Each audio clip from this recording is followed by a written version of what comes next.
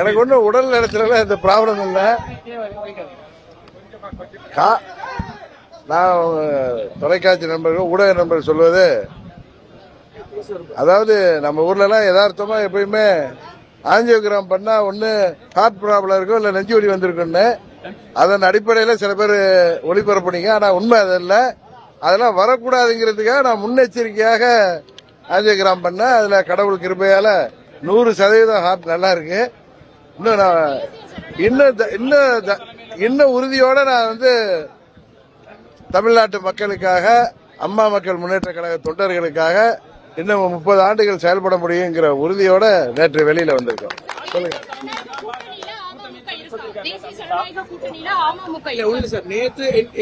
உங்க கேள்விகள்ல யாராவது one by one கேளுங்க. அதாவது நேற்றைய தினம் மத்திய உள்துறை அமைச்சர் அமித்ஷா இங்க வந்திருந்தாங்க. சரி. மீண்டும் அதிமுகவோட என்டிஏ அலைன்ஸ்ல அகாமடேட் ஆயிருக்கு. சரி. இந்த நிலையில நீங்க தொடர்ந்து என்டிஏ அலைன்ஸ்ல இருந்துட்டு இருக்கீங்க. சோ தொடர்ந்து கண்ட்ரோல் பண்றீங்களா? என்ன ஸ்டேட் இருக்கீங்க? நான் உங்க முன்னாடி பல முறை நீங்க இதே மாதிரி கேள்வி கேட்டப்ப நான் சொன்னதை மீண்டும் உங்களுக்கு ஒரு முறை நினைவுபடுத்த விரும்புகிறேன். அம்மாவின் தொண்டர்கள் அவர்கள் எங்கிருந்தாலும் ஓர் அணியில் திரண்டுன்னு நான் சொல்லியிருக்கேன். நீங்க ஒரே கட்சியான்னு கேட்டப்ப இல்ல, ஓர் அணியில் திரண்டு திமுக என்கிற தீய சக்தியை வீழ்த்துவதற்கு தேசிய ஜனநாயக கூட்டணிக்கு ஆதரவளிக்க வேண்டும் சொன்னேன். அதுதான் இப்பொழுது நடந்து வருகிறது. இன்னும் பல கட்சிகள் யாரெல்லாம் திமுகவுக்கு எதிராக இருக்கிறார்களோ, திமுக ஆட்சி தொடரக்கூடாது, மக்கள் விரோத ஆட்சி தொடரக்கூடாது என்று நினைக்கிறார்களோ அனைவரும் தேசிய ஜனநாயக கூட்டணிக்கு ஆதரவளிக்க வேண்டும் என்று சொன்ன, அதுதான் நடந்திருக்கு. இதுக்கு அடுத்த கேள்வி என்ன கேட்கணுமோ கேள்வி.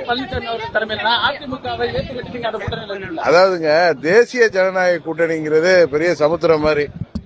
தமிழ்நாடுன்னு வர்றப்ப அம்மாவுடைய கட்சி அதுல தலைமை ஏற்கனவே சொல்லியிருக்காங்க. அதுல என்ன உங்களுக்கு அதுல என்ன பிரச்சனை இருக்கு? நீங்க அந்த தலைமையை ஏத்துக்கிறதுக்கு தயாரா இருக்கீங்களா? நீங்க தான் அது உள்துறை அமைச்சர் உங்களுடைய கேள்விகளுக்கு எல்லாம் பதில் சொல்லியிருக்காரு. நாங்கள் எல்லாம் தமிழ்நாட்டில் திமுக என்கிற தீய சக்தியை வீழ்த்த வேண்டும் என்கின்ற புரட்சி தலைவர் இதய தெய்வம் அம்மா அவர்கள் வழியில் வந்தவர்கள், அவர்களின் கொள்கைகளை தாங்கிச் செல்பவர்கள். தீய சக்தி திமுகவை வீழ்த்த வேண்டும் என்பதற்காகவும், இந்தியாவின் பிரதமர் மோடி அவர்களின் களத்தை வலுப்படுத்துவதற்காகவும் அவருடைய அணியில் இருக்கோம். இன்னும் சொல்ல போனா பாரத பிரதமர் மோடி அவர்களின் அணியில நாங்க இருக்கோம்.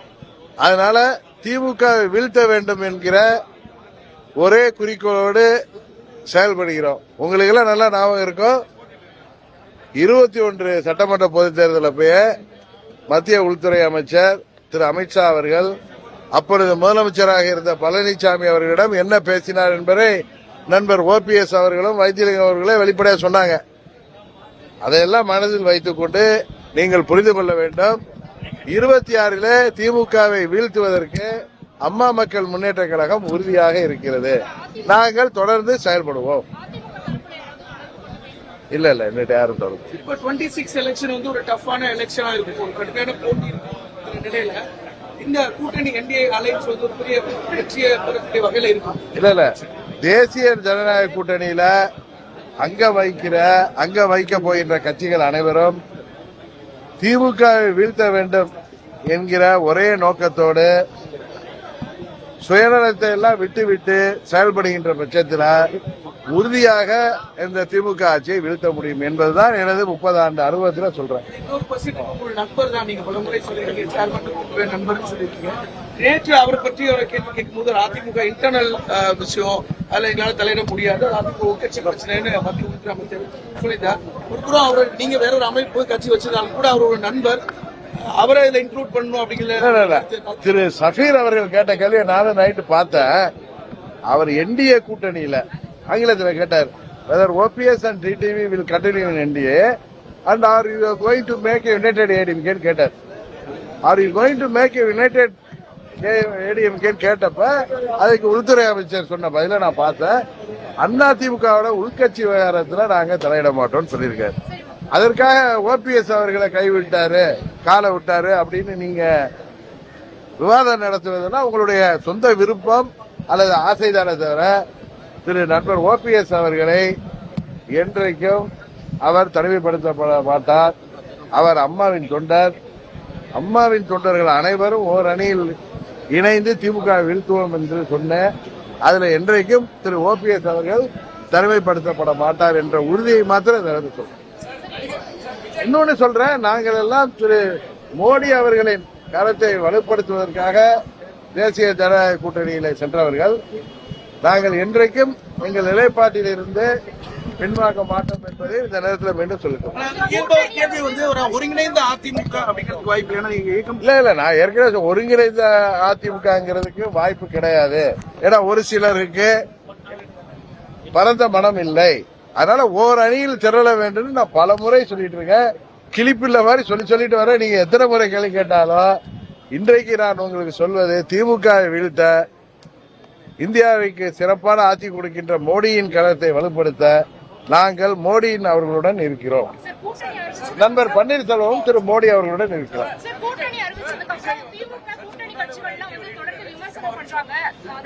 எந்த கூட்டணி?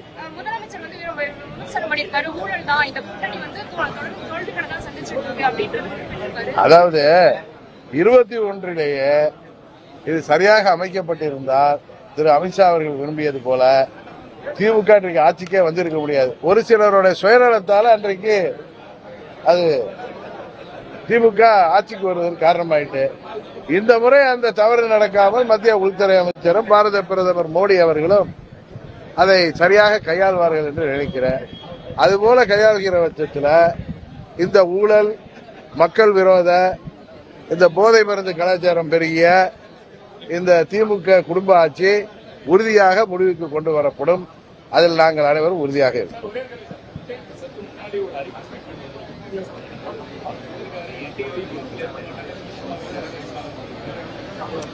அது அவருடைய ஆசை, விருப்பம். 26 சட்டமன்ற பொதுத் தேர்தல் முடிவுகள் மக்கள் யாரை ஏற்றுக்கொள்வார்கள் என்பதை தெளிவுபடுத்தி விடுவார்கள். இதுல எங்களை உங்களை அவங்கள அப்படின்னு பேசுவதெல்லாம் ஒரு முறையாக இருக்காது என்று நான் நினைக்கிறேன்.